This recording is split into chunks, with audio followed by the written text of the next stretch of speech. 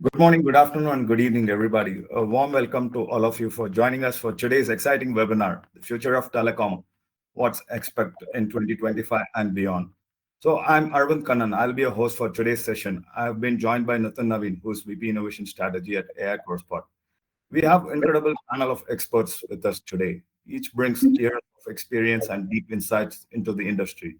For the next hour, we'll hear from them their thoughts on evolving telecom landscape and the challenges and opportunities ahead and strategic moves that will shape the industry future.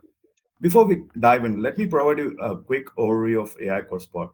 We are on the mission for more than 4 years, and our aim is to be number one AI-driven community all over the world. The focus is to provide deep dive into the sectors wherever the technology plays a crucial role. Every month, we explore different themes, bringing together like-minded people like yourself to share knowledge and drive growth. We aspire to be a one-stop shop for Industry 4.0 technologies. We'll continue to do industry-packed webinars and hybrid events. The knowledge repository will be made from the reliable data through industry thought leaders and subject matter experts.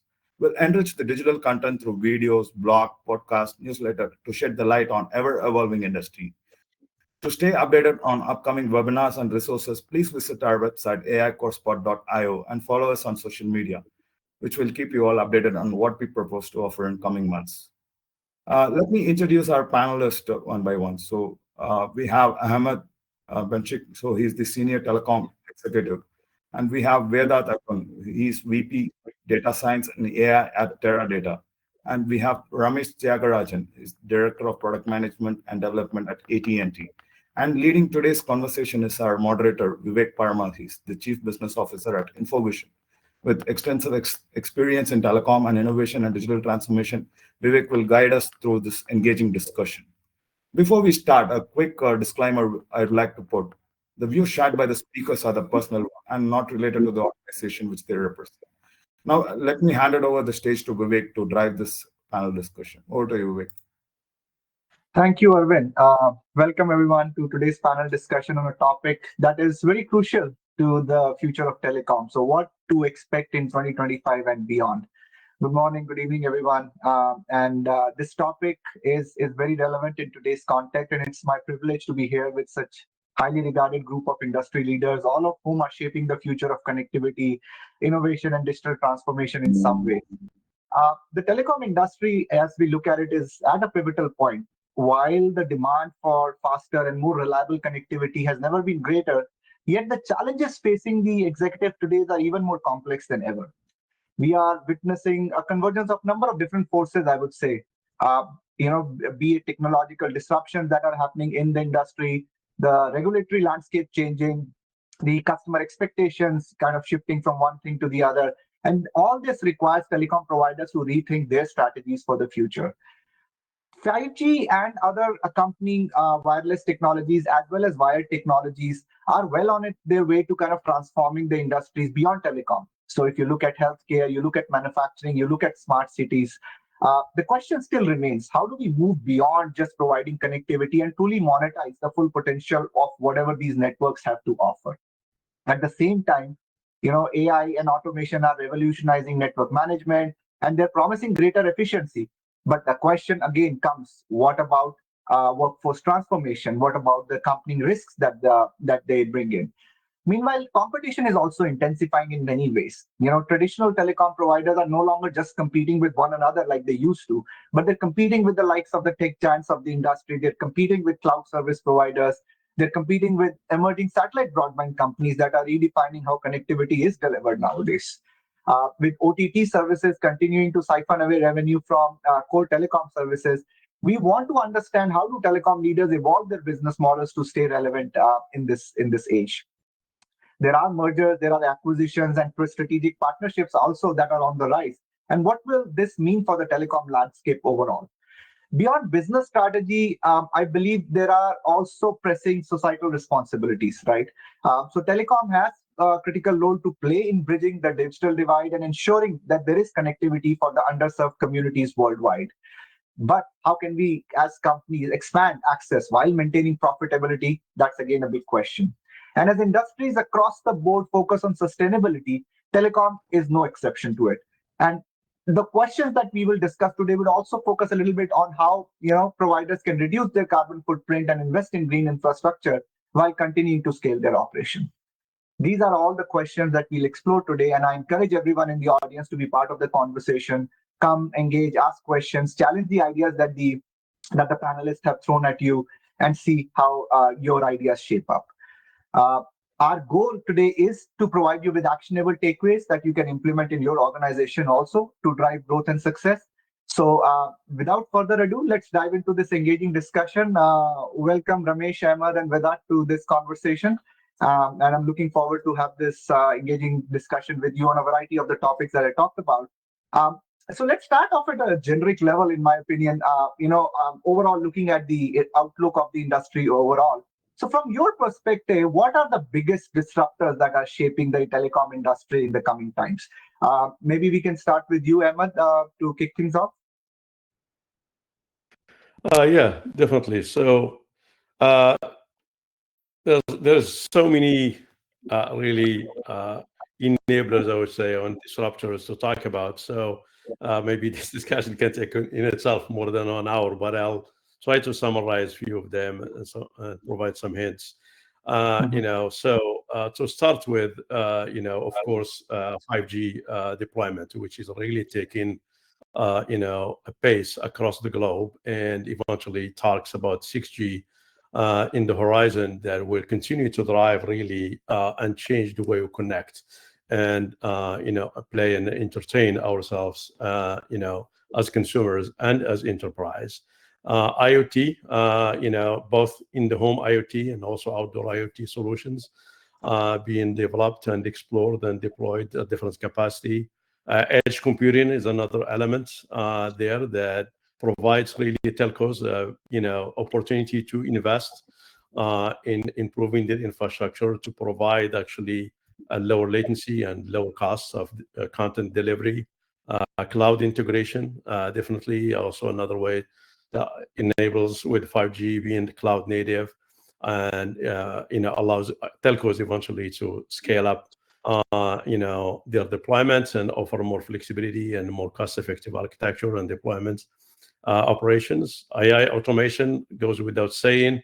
And of course, on the business side, also the competition, the market dynamics, the mergers, acquisitions, consolidation that we've seen happening over the last few years, the regulatory changes.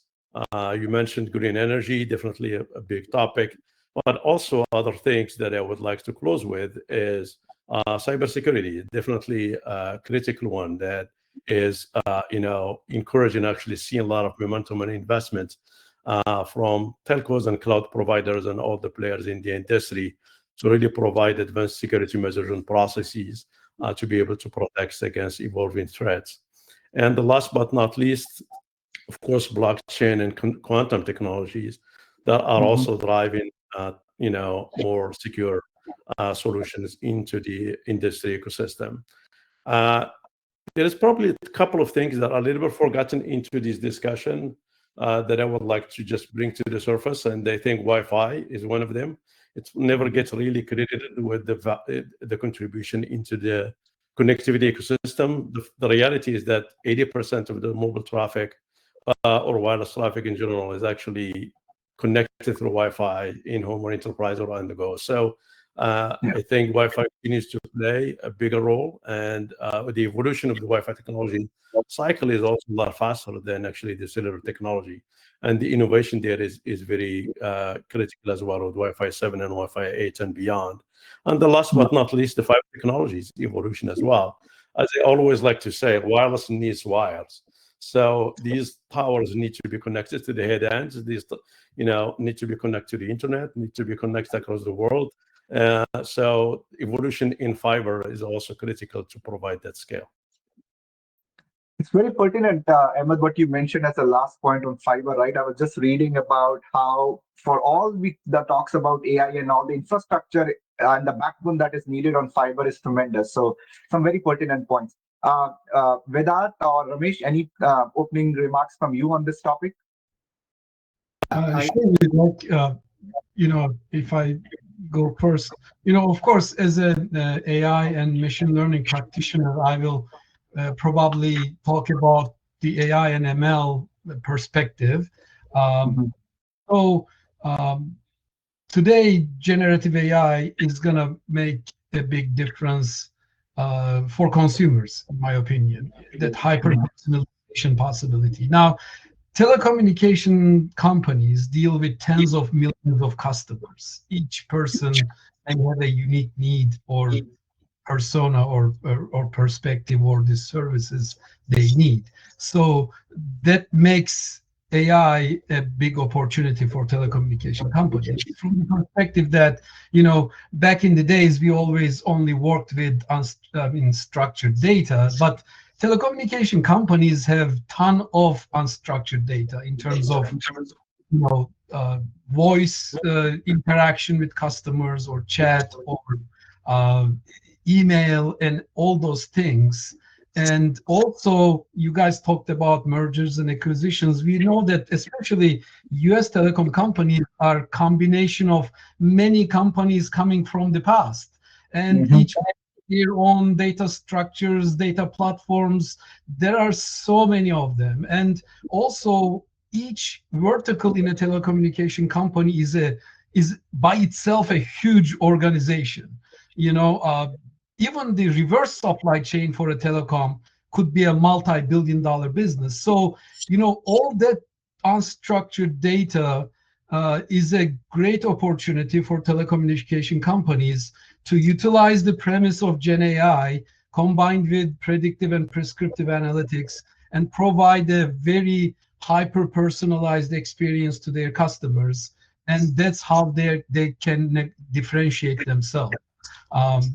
And from that perspective, of course, it also goes to another important thing that you mentioned, Vivek, in your opening statement.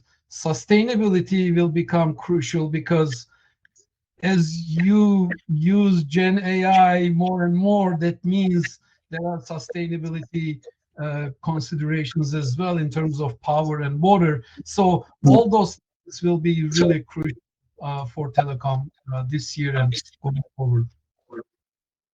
Very nice, Vedant. Yeah, I think that's very pertinent. Ramesh, anything from your side? Yeah, I see this. I think these are all great points made by Ahmed and Vedat. I think from my perspective, where I sit, three things come to mind. The first one is not just because I'm driving cybersecurity in AT&T right now, but in general, the threat landscape is evolving even more rapidly than technology is evolving today, right? So the hackers, the bad actors always seem to be one step ahead of us. So how that's, to me, one of the biggest threats. And how we evolve our business and technology strategies in the telco sector in order to combat it effectively, where we use a combination of security models, right? It's a layered security model, if you think about it, right? No one single solution is going to be comprehensive enough to deal with the threat vectors. So that's going to be a big one. The second one is AI ML is part of every single conversation today. How do we weave AI ML into two different areas? One is obviously the threat landscape itself, in order for us to continuously learn on how threats are coming in, what the signature patterns are, how to stay one step ahead of the bad actors. The second one is optimizing operations and even the network management and how traffic is routed in a much more efficient manner using AI ML in order to drive efficiencies in the telecom sector. The third, I think there's a last point that Ahmed made was, hey, wireless network. It's 5G is great, 6G, we are talking about it, etc. But there's always going to be congestion involved in a wireless network, right? How do you take the traffic from a tower to tower and backhaul it through your fiber network? So how companies go about their fiber strategy is going to be super critical in how traffic is managed on the wireless network. And that's where, we're going to talk about potentially convergence on how these two different networks, how they've evolved, wireline and wireless over the last decades, have to come together to solve customer use cases. That's kind of my opinion. Very nice. If I may just add 1 second here for zoom in on a couple of things. So thanks first of all to Vidat and Vivek for really kind of focusing and diving a little bit into the cybersecurity and AI ML, which are critical, definitely enablers for what's coming next, not just in the telecom sector, but in the broader industry context. I just want to also kind of really not be skeptical here, but I want to really kind of put some dose of caution, especially on the AI ML side of the business. So we have to be careful not to approach that with a lot of religion, and so because it can be dangerous. So I think it's a domain that is still shaping itself, that is still evolving, and there is still a lot of learning. So we have to really approach it carefully. Definitely leverage it in many ways in terms of user experience, understanding, enhancement, network management, network automation. So, but you don't want to be victim of your own automation engine and trust it 100%. So you really have to have a robust kind of stress test, validate, incrementally improve, and continue to enhance it that way and make it more reliable. And the cybersecurity, definitely, there is a lot of challenges that the industry are facing. But in addition to the tools and the technologies, I think it's very critical for companies and telcos overall, but not just telcos, in enterprise customers and others, to kind of really make security a priority in everything that they do, from an integral part of how they run their business, from architectural design to testing, implementation, to ongoing operations and management. Very nice. Ramesh, if I may pick up your brain on this one, how do you think this cybersecurity and the telecom networks look? They're kind of interconnected in some way. And how do you see them evolving together? I know there is this focus that you mentioned on cybersecurity, and then both Vedat as well as Emma picked up on it. Do you have any specific thoughts as to where the industry is shaping up and the technologies are shaping up and they're evolving on this front? Absolutely. Thanks for the question. So if you think about how networks have evolved, right, where it's either a private network or a public network, right? When you go back to a VPN or a MPL as a multi-point network, right, it had a certain level of inbuilt security, right, because you created secure tunnels from a point-to-point perspective. However, as we started driving optimization and driving costs out of the network, internet-based circuits became more popular, right? Not just for consumers, but also for corporates, for businesses. So while they were fantastic, especially as a cloud adoption, your SaaS-based applications, etc., they grew, they also came with an inherent level of breach from bad actors, right? So today we are moving a lot. I sit in AT&T, one of the largest networks in the world. We see about almost 850 petabytes of data a day, a single day. That carries 1/3 of the world's traffic, internet traffic today, right? Every single day.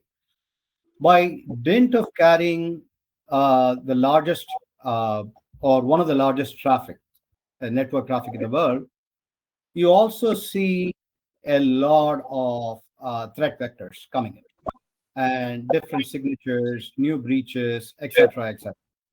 How we go about protecting it is super critical for customers to have confidence in us as a business, right? Protect their own interests, protect their customers, right? So that's how. And just to give an example on how we at AT&T have gone about protecting our customers, is we came up with our proprietary threat intelligence. We have something called AT&T Dynamic Defense, which is inbuilt into the pipe itself. That's network embedded security.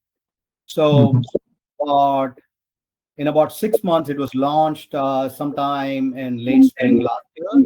It protected about, I would say, about 2.7 billion, no, 27 billion threats in 6 months of its existence. So is this enough? Absolutely not. We are not sitting and resting on our laurels. We are continuing to build on this.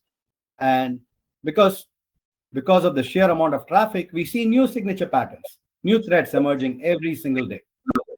And so a very strong partnership between a top-notch cybersecurity technology company and AT&T and other telcos is super important for us to continue the fight against cyber attacks.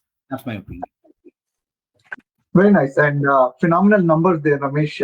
Amazing what you just talked about. It's hard to imagine the scale at which data has grown. So thanks for that. Emma, if I were to come to you, in terms of the approach towards monetization of networks, right? I mean, this is a constant struggle, be it on the wireline side, wireless side, or any sort of connectivity. There are always these talks that they've become commoditized to a large extent. Any thoughts on how the industry is trying to tackle the whole challenges around the monetization aspect of the network investments that companies have made? Yeah, that's definitely an important question, $1 million question, especially with a market that is largely saturated. It puts pressure more and more on pricing, but I think there are definitely some levers there. So to start with, I think it really all comes to the value proposition and how can you differentiate yourself out of the crowd. And what value do you deliver to the customer, and how your brand actually drives with the customer and the market space. So I think these are very critical, tenets in how you drive your business overall and how you position yourself to compete. 5G in itself provides, opportunities to support new business cases or new use cases. Like we talk a lot about private networking, IoT, enterprise services with, virtualization and slicing, smart cities, you name it. So the challenge I have seen in that space in general is still really kind of taking time to really kind of turn itself into a significant business opportunity. So a lot of the things that are happening so far in those areas are still being basically limited to either trials, proof of concepts, or some limited deployment. So I think that's going to take some time to mature into a real business that can scale over time, but I'm confident that there are definitely opportunities there. There are some challenges, I think, in terms of how you deliver those services into the enterprise, into really a non-traditional consumer customers, and especially enterprise, for example, they're really used to Wi-Fi, the simplicity of Wi-Fi, the cost of Wi-Fi, ease of operation of Wi-Fi. And it's very challenging for them to kind of really see the value of 5G for enterprise at this point, especially with the complexity that comes with operational management of such solutions. So we can have to invest really in simplifying a lot of that and make it really kind of cookie cutter kind of type of deployment and operation management to encourage the market to take off.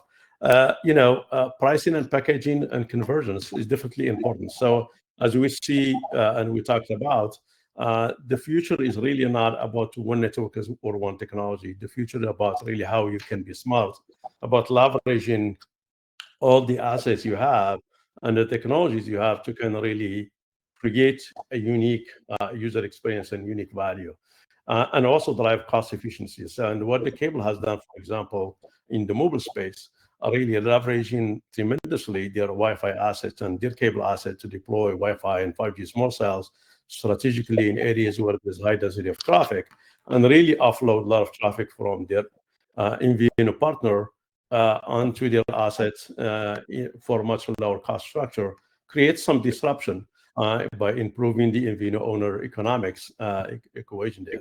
And enables them as well to really provide more converged services around their wireline and wireless asset, and be able to differentiate themselves from even the traditional MNOs that have been dominating the space for years. Other aspects to look at beyond these is definitely, it's like the network APIs. How can you really turn the network with 5G and eventually 6G? How can you turn the network into really a platform for monetization by exposing network capability through APIs? And you've seen probably multiple announcements in this space, like Ericsson with the joint venture with multiple MNOs across the globe to enable really monetization of network APIs based on Camara and extension of the Camara's APIs. You've seen actually also some public announcements from the cable industry, like from Charter with Byte IQ. So that allows them actually to expose APIs from their Wi-Fi network capabilities for different use cases that are interesting to provide really, an ecosystem for innovation, not just by the operator themselves, but also to a broader ecosystem of third-party partners who can innovate in the platform. And, at the center of all of that is really two things that we're close with. Number one, you really need to continue to lead that innovation and differentiate your user experience. And that is very, very critical to how you can position yourself again to compete against the crowd, and drive operational efficiency. We talked about AI, ML, cybersecurity, all that things are very critical, and you have to continue to leverage all those capabilities efficiently to drive more operational efficiency and reduce really costs, and really adapt more streamlined operations and also all digital operation over time. Sure. Interesting points, and I'll come back on the customer experience part of it. But with that, from your perspective, what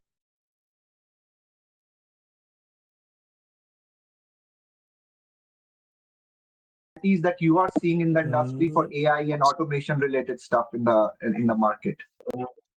Vivek, could you please repeat, because I lost your audio for a few seconds at the beginning of the question. No, so what I meant to ask was, what are some of the key investment priorities that you are seeing in the industry for AI and automation related technologies? Vivek, great question. I think, Ramesh touched on it, the amount of data being generated for telecom, and it applies to other companies as well.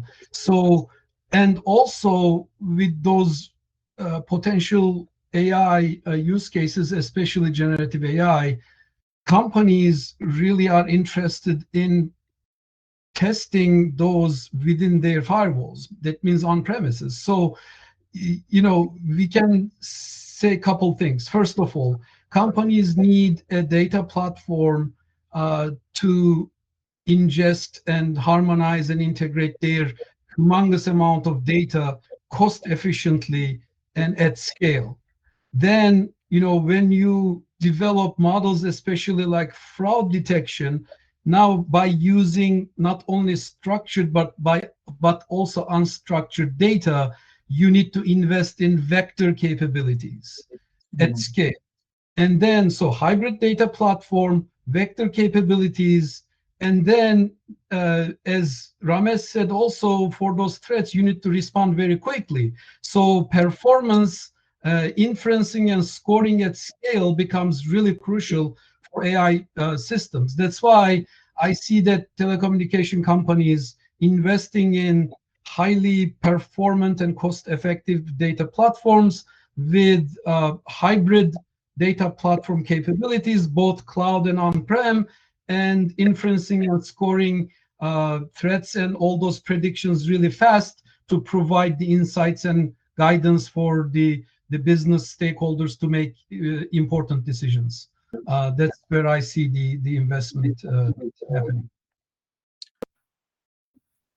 Nice. Ramesh, a question to you specifically on because you play on both sides of fiber and then wired and wireline. I mean, how do you see the intersection of fiber and 5G networks evolving? And can you comment on a instances where fiber connections were being backed by a 5G connection, or vice versa, to support some of the enterprises and the mid-sized businesses, or some other type of businesses that you've been supporting? Yeah, absolutely. I think that's a great question. So how we see it is, the network has got to be ubiquitous. So where you live, where you work, where you travel, where you play, they all melt together. Today, connectivity is taken for granted. So and especially with the younger Gen Z, etc., right? They say like, I don't have Wi-Fi, I don't have this, I don't have that, right? They need it. It's a constant. It's like they can probably skip breakfast, but they can't skip connectivity, right? So if you think about it from that perspective, you really need to make sure that you, as a telco or a service provider, provide connectivity 100% of the time, or as close to 100% as possible, right? So when that is said, obviously you cannot do that with any single technology, right? If you are at home, you're going to have broadband and Wi-Fi and all that. When you are in your car, you need wireless 5G technology to take its place. And then when you go back to work, or now there's another dimension. When you're traveling, you need satellite connectivity on a plane. So you can't be disconnected, right? So it's not just wireline, wireless, it's also satellite thrown, right? That is where we see this as true convergence of networks happening. And my experience, we have already taken the first step at AT&T about 6 months ago, 7 months ago. For businesses, we launched a converged broadband product, which basically says, hey, if there's, for any reason, the fiber is cut, automatically the device will switch back to 5G. And so you'll have uninterrupted service for your business. And when the fiber is restored, it'll automatically pivot back to your fiber to give you the best quality of service possible. It's the world's first integrated fiber, 5G, Wi-Fi, and voice gateway, right? So we're already thinking about it. And now we also have announced partnerships with satellite companies. We have to take it, and how we meld it seamlessly is work in progress, but that's to come. But I think that's where we are all going as an industry. That's pretty much it.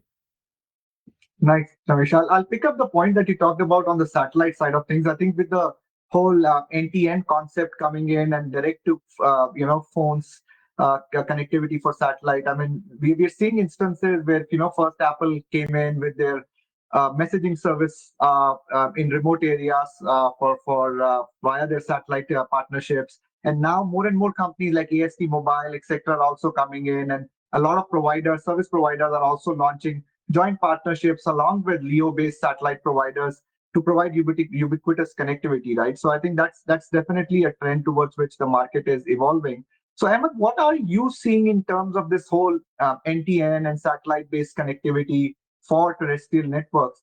Any thoughts on that front from your side? Yeah, sure. So I think there is definitely it has two sides of the coin here. So it has definitely opportunity for partnership and also opportunities for competition. So as I think Ramesh mentioned, or Vidat probably, the expectation from Gen Z, is to have really ubiquitous connectivity wherever you go. I remember myself being through this experience once with my daughter traveling through the country, and we had a problem with the car, and we were stuck in the middle of the road, and we had 3 phones, and none of them had connectivity. You don't want to be in that situation. You really don't want to be in that situation. So, it's practical example where ubiquitous connectivity really can have an impact on lives and security and well-being of individuals. So and satellite, as I said, like not just satellite. In general, I would say the future is about convergence. The future is about really using all the assets that are available to you to provide ubiquitous, cost-effective connectivity. based on service capabilities and the requirements, device capabilities and requirements, but also cost structure and performance. So you need to be really kind of smart about how you can bridge all these assets together and route traffic intelligently to the right medium for the right reason, to provide that ubiquitous, cost-effective connectivity all the time. And satellite will definitely play a bigger role in that, as well as Wi-Fi, as well as fiber, as well as all the other components, 5G and 6G and beyond. And on the other, so in that sense, you've seen partnerships being really kind of explored, as I mentioned with AT&T, with Verizon recently. Cable did similar thing with Comcast, and Charter announced a partnership with satellite provider to support satellite activity on Android devices. So yeah, there is definitely opportunity there for collaboration and partnership.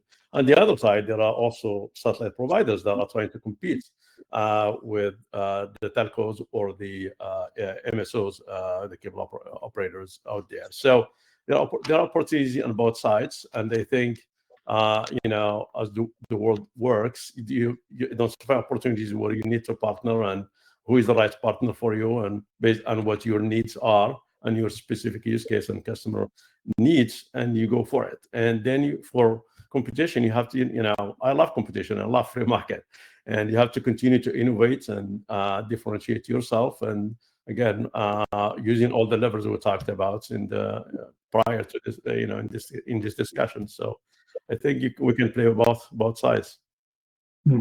Interesting. Let's shift gears a little bit and move on to some aspects of customer experience. So with that, how do you see, AI, you've been on the forefront of it, kind of shaping the customer experience aspects of how, customers interact with that technology and AI in general?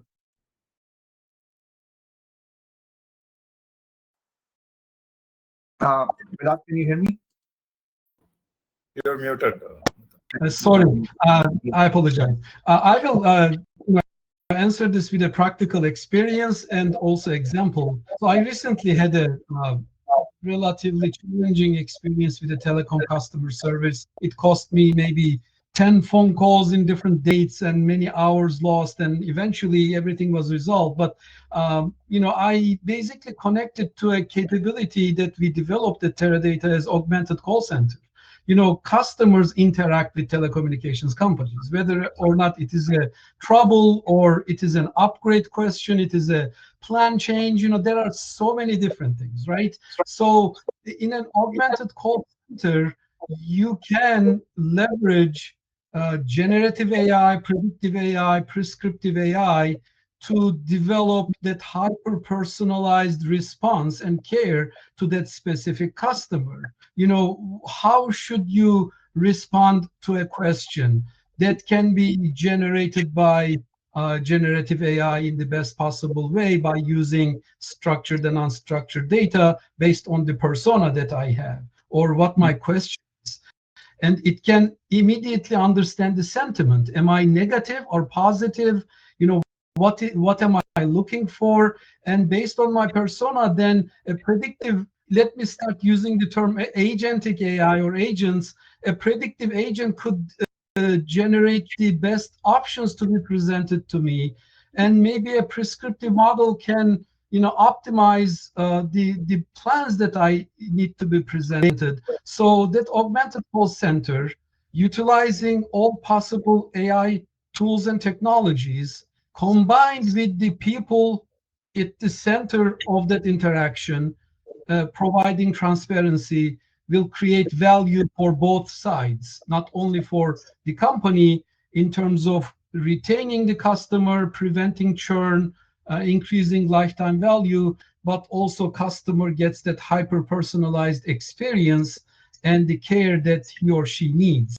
So that's where I see how that would work. And for that reason, at Teradata, we developed an augmented call center agentic AI framework and use case that can be found and that can be really applicable to telecommunications. Interesting.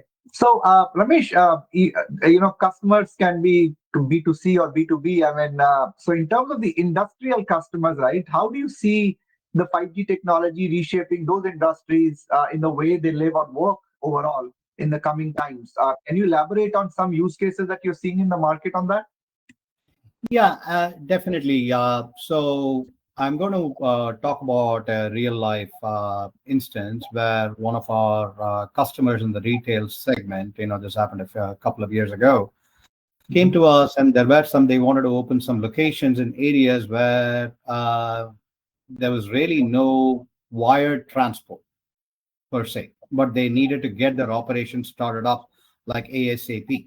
So we enabled them with 5G and said, okay, you're going to start your business operations of 5G, and as soon as we have fiber in the area, you're going to pivot, and your 5G can become a backup transport, right? So, and we also enabled them with SD-WAN, right? So with SD-WAN, you were able to switch back and forth between, hey, you had a primary transport that took all your network traffic and shared it across different locations on your network, and then for whatever reason you needed to do load balance or you needed to have a backup transport, 5G served its purpose, right? I also think 5G in the future could be the primary mode of transport for especially SMBs, not enterprise level customers, right? A mom and pop donut store or a pizza shop, etc. They come in and say, hey, I need a POS terminal. I don't need anything else, right? I have tied up with DoorDash, Uber Eats, etc., right? And in a good signal area, you're probably going to get several hundred megabits, like 300, 400 megabits. You don't need much more in order to operate, right? So that will be the primary. They may have two 5G connections from different service providers in order to have service provider diversity, and they might connect that to their terminal. That's kind of what I see. Very nice. Yeah, some very practical example that you shared there. I've seen that myself on the retail side of things. So thanks for that, Ramesh. Emma, if I were to come back to the point that you had made some time ago, you briefly touched upon the whole concept about customer experience and how do we reinvent that. Any more thoughts on how digital experiences are kind of shaping up nowadays, especially with respect to what we can offer to the customers in the telecom market? Yeah, so I think we've seen more and more definitely operators investing in the digital experience cycle through really automation of workflows and from the process of ordering to shipping to activation to monitoring supports all the way to billing, of course, and targeted customer support solutions like Vedat mentioned before. So there is definitely opportunity here to optimize cost of operations and delivery and management and support. At the same time, it has to be done right because you really want to have a consistent user experience across all your touch points, because and be able to really kind of also pick up things wherever you left them from. So I can start a transaction on a portal and they can finish it in the store, or for example, and it should be seamless for me as a user, end to end. And so we need to have business intelligence behind the scene to be able really to kind of automate those flows, but also customize them and make them really state aware for the transactions that are going on and based on which customers is involved and which agents or parts of the business flow they are actually processing with. So I want to just briefly touch on also AI/ML plays a big role in that as well. Definitely, as it was mentioned before, it's very critical lever for us to kind of build that in business intelligence, not just to deliver the service and seamless, digital experience, but also be able to really measure how we are doing against that at every step of the process. How are we doing against, the execution of the flow? How are we doing with the user experience? How is the products and the service performing? And be able to learn optimize constantly. But beyond that, I think the other aspect that AI/ML offers is really the proactive network operations or zero-touch network ops, to be able really to automate those workflows, but also proactively identify issues when they happen in the network, or even trending to be happening eventually, and be able to get in front of them and resolve them before they even impact the customer. That's, I think, a tremendous value that AI/ML can enable us to do. And the last but not least is the back office automation. Generally speaking, back office are the most challenging part of the business. Very complex processes to touch. An error could be damaging, and also, take longer cycles to really modify or change to support new workflows. So automation in the back office is very critical for really being nimble and flexible to offer new services rapidly and be able to deploy them, manage them more effectively. And AI/ML can play a bigger role there as well. Nice, nice. I know we are running out of time, but I just wanted to kind of touch upon one more point before we kind of close out this conversation. And I wanted to focus a little bit on the whole aspects around sustainability and CSR, right? Maybe we can start with you, Ramesh. So in terms of the converged network deployments for smart cities, which are sustainable in many ways, with intelligent transportation systems, energy management, and public safety, what are you seeing in the market at this point of time? So let me start with public safety, right? FirstNet, as you know, is a dedicated network for first responders in the United States. AT&T has made significant investments, and it's the number one in FirstNet. It's got a dedicated network, so your public safety, whether it's your EMT, your doctor, your fire responders, etc., they always get a priority of the traffic, right? Even there's no concept of network congestion, etc. Band 14 is being dedicated to that, right? So I think as it becomes as population increases or networks, kind of usage increases, continued investment in FirstNet is going to be super critical, because that becomes a lifeline for many people. In terms of smart cities, it's going to be the collaboration between all the high-tech companies or the hyperscalers and with the telcos. That's going to pave the way for good deployment of smart cities. Because today, I also think maybe a little bit of a biased opinion.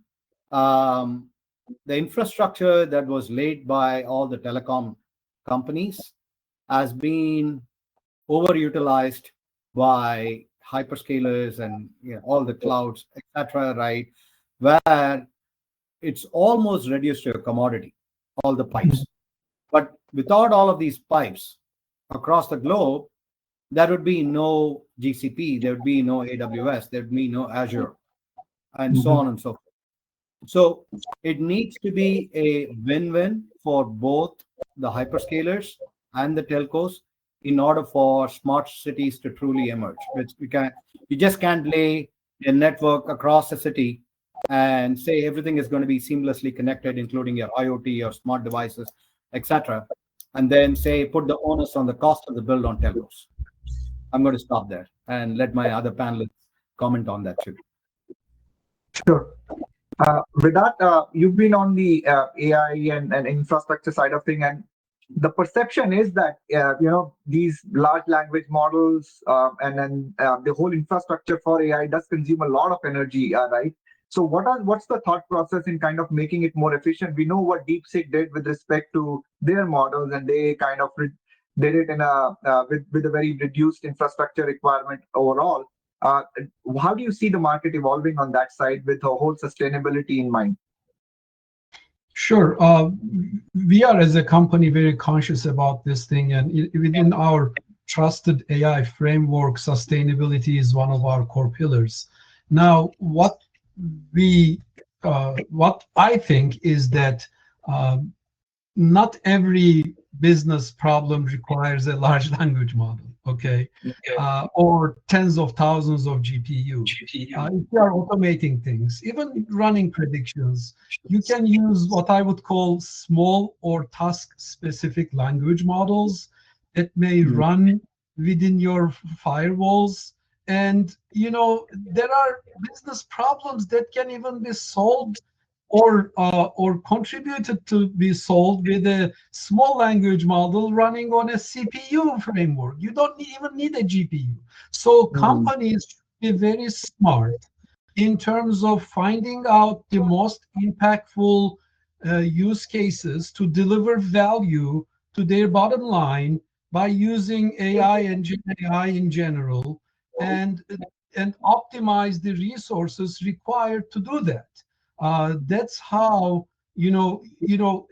that's why as a software provider we have multiple uh, methods of enabling those AI. It could be a small model running on in database with a specific set of data, or it could also go to the other end of the spectrum and require an API to Gemini or OpenAI.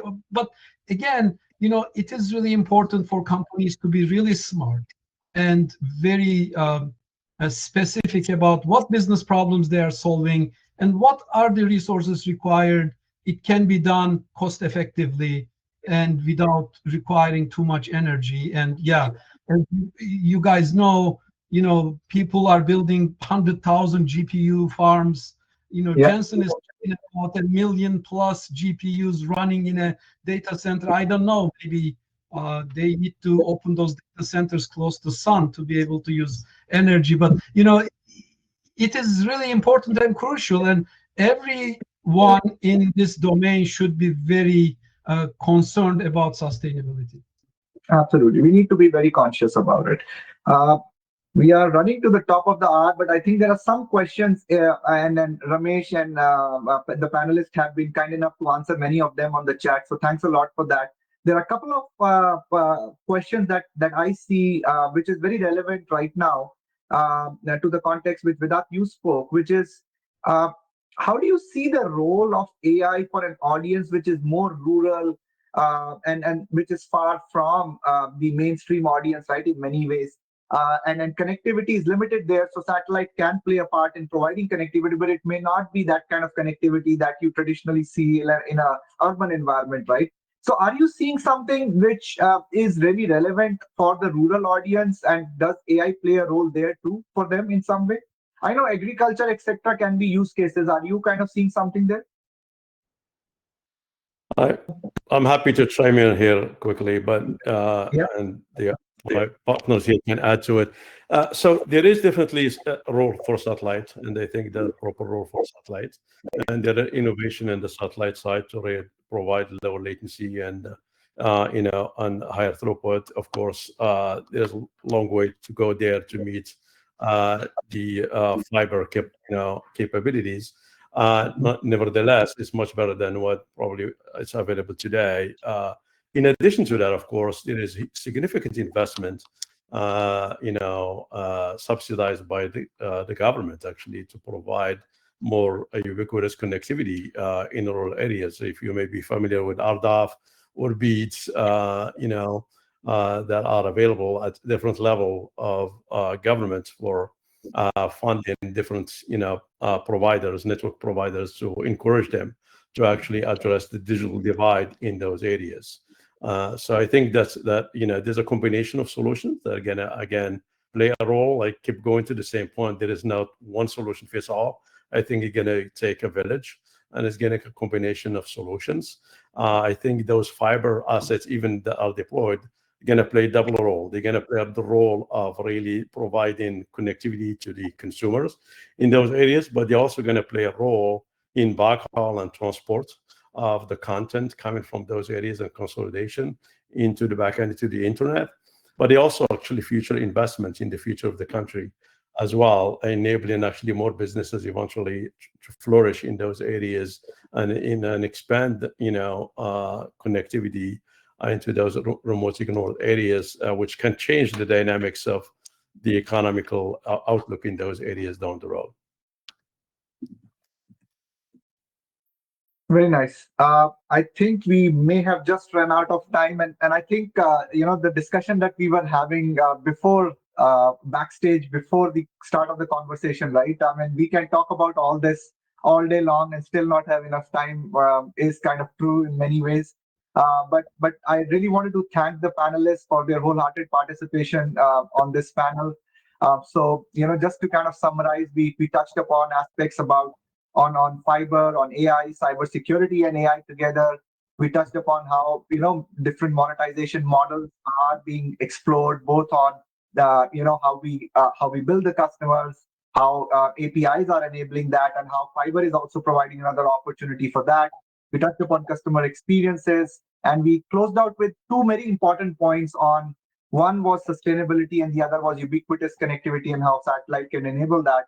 So overall, I would say this is has been a very engaging conversation with all of you, and I thank you a lot for participating wholeheartedly in this. Thank you so much.